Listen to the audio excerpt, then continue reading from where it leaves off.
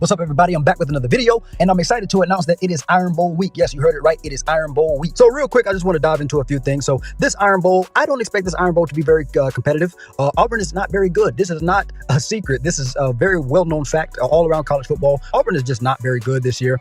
Last week, they just lost by 3 touchdowns to New Mexico State at home. Yes, 3 touchdowns to New Mexico State. I said it again. They paid $1.8 million, almost $2 million to get clapped by New Mexico State at home. This is absolutely embarrassing. So you can only imagine what Alabama's going to do to them boys, man. It's not going to be good, man. It's going to be ugly. It's going to be ugly. And it's also going to be in Jordan-Hare Stadium. So I'm pretty much predicting that Auburn is going to be destroyed, clapped, as I say, by Alabama on their own home turf. Auburn hasn't been very effective offensively this season, especially when it comes to a team that has any type of decent talent. So their quarterback, Peyton Thorne, he only has 1,580 yards on the season, also 14 touchdowns to go along with 7 interceptions.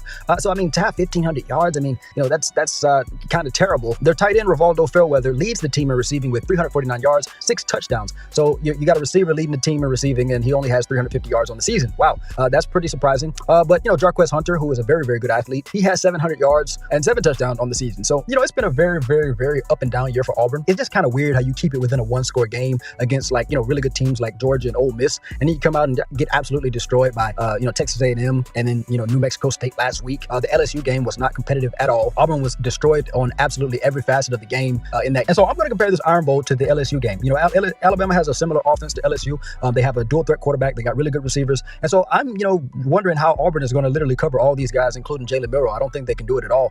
They're not very dominant up front on the defensive line, and it's going to be tough for them. And we also know that Auburn's kind of been struggling a little bit on O-line protecting their quarterbacks. So, I mean, that could be something to note as well. Alabama's defensive front it seems like it's getting better and better and better every week. So it's going to be kind of dangerous, though. It's going to be kind of dangerous for those guys. So I'm not expecting this game to be close for long at all. I think Auburn will potentially keep it competitive, at least in the first quarter. And then after that, I think Alabama closes out the first half with a little bit of momentum, at least up by 2 touchdowns or something like that. And then I think Alabama eventually wins 38-14, 38-17, 41-17, one of those scores. So that's my prediction, either 41-17 or 38-17. So that's my score prediction, either 38-17 or 41-17. Alabama wins. So let me know if you're a fan of Alabama or if you're a fan of Auburn. Let me know what your score prediction is going to be, who's going to win the game, who's going to have the most yards, who's going to have the least amount of yards, and just let me know if you're going to be watching the game, and let me know how you feel about it. That's all I got for y'all today, and I'm out.